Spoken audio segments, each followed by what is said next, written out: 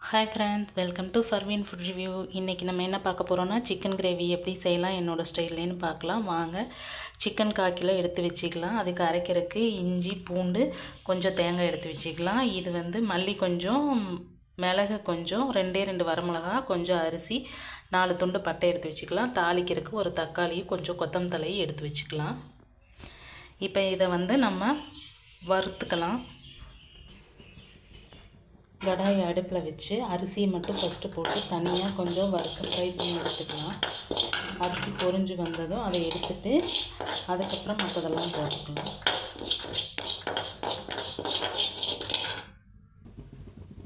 அரிசி பொரிஞ்சிருச்சு, அதை எடுத்து தனியாக ஒரு பிளேட்டில் கொட்டிக்கலாம். அதுக்கப்புறம் மறுபடியும் கடாயை அடுப்பில் வச்சு நம்ம எடுத்து வச்ச பட்டை, மல்லி, மிளகாய் 4 ஒன்றா போட்டுக்கலாம். இதை ஒரு நிமிஷம் அல்லது 2 நிமிஷம் வறுத்துக்கலாம். அதை நம்ம வணங்கினோம்னா ஒரு ஸ்மெல்லு வரும், அதுலேயே நமக்கு தெரியும்.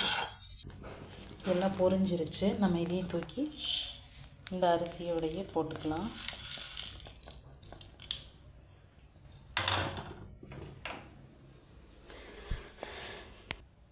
இப்போ வணக்கினது ஆறிடுச்சு ஃப்ரெண்ட்ஸ். நம்ம எடுத்து அதை ஜாரில் போட்டுக்கலாம்.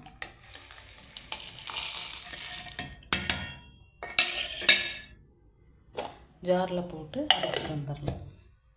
இந்த மாதிரி பொடியானதும் தண்ணி ஊற்றாமல் அரைச்சிக்கோங்க.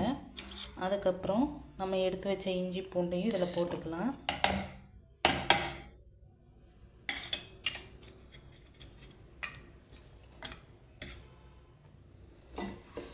அதுக்கப்புறம் எடுத்து வச்ச தேங்காயும் போட்டுக்கோங்க.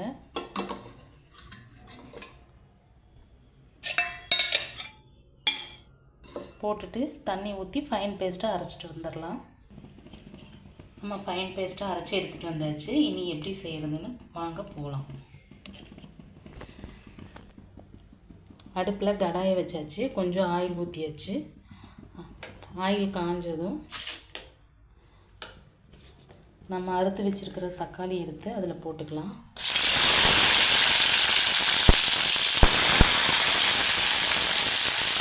கொஞ்சம் மல்லி இலையும் போட்டுக்கலாம். அதை நல்லா வதக்கிக்கலாம். கொஞ்சம் உப்பு போட்டுக்கோங்க. தக்காளி வதங்குறதுக்கு நம்ம கொஞ்சம் உப்பு போட்டுக்கலாம் ஃப்ரெண்ட்ஸ். தக்காளி வதங்குறதுக்கு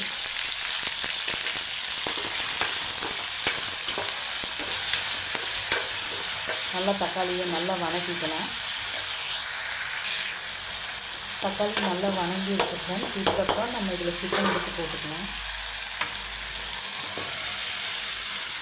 கழுவி வச்சுருந்த சிக்கனை தூக்கி போட்டு நல்லா ஃப்ரை பண்ணிவிடுங்க. நல்லா வதக்கி விடுங்க ஃப்ரெண்ட்ஸ்.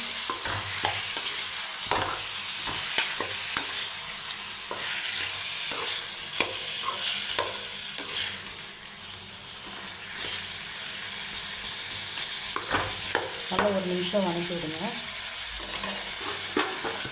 ஒரு நிமிஷம் மூடி வைக்கலாம் ஃப்ரெண்ட்ஸ்.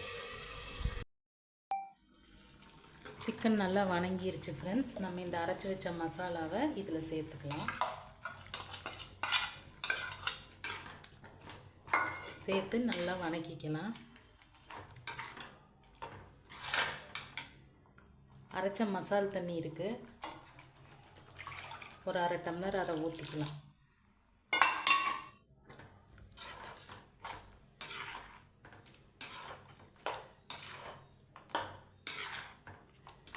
சேர்த்துட்டு உப்பு எப்படி இருக்குன்னு பார்த்துட்டு, உப்பு பத்தலைன்னா கொஞ்சம் சேர்த்துக்கலாம் ஃப்ரெண்ட்.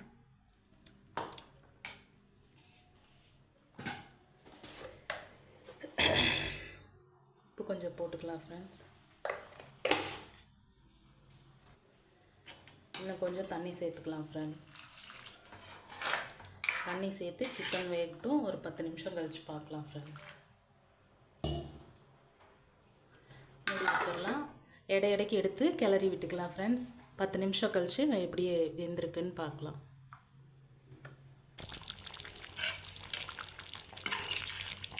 நல்லா கொதிக்குது ஃப்ரெண்ட்ஸ். கொஞ்சம் நேரம் ஆகட்டும், இன்னும் கொஞ்சம் வேகணும்.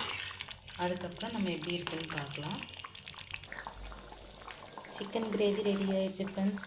சிக்கன் வெந்துருச்சு. அவ்வளோதான் ஃப்ரெண்ட்ஸ். கொஞ்சம் கொத்தமல்லி தூவி இறக்கிக்கலாம் ஃப்ரெண்ட்ஸ்.